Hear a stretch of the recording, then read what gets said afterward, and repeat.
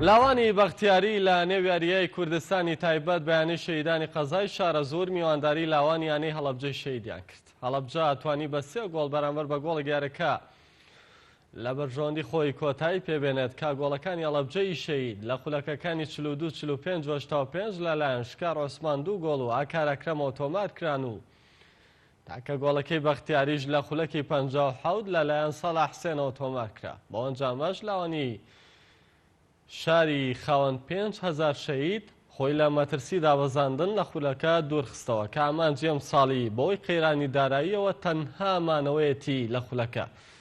هەرچی بەختیاریە هیچ خاڵێکی بەدەست نێناو بە 7 خاڵەکەی خۆی مایەوە، بەڵام هێشتا لە ململانەی مانەوە لە خولەکە بێهیوانە بووە.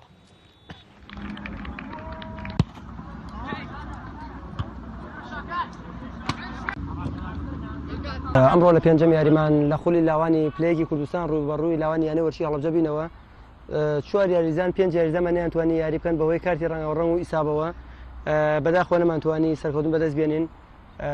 بە 7 خاڵ سواز بەخواتوانیمان بمێنەوە لە خولەکە. سوپاسی ئیدارەی یانەکە یەکەم کە پاڵپشی تەواومان بوو پیرۆز بە لە هاوڕێیانمان لە لاوانی یانەی وەرشی هەڵەبجەش. سپاس بۆخوا ئەمڕۆ توانیمان لەگەڵ لاوانی بەختیاری پێیاریکی باشمان ئەنجام و سێک توانیمان بیبینەوە. بەڵام ئێمە تا حەدێ بۆمانەوە لە خولەکە بەشداریمان کردبوو بەوەی ئەوەی زۆربەی ئەستێرەکانمان لە دەرەوەی بوون لە نادیەکانی دەرەوە بوون.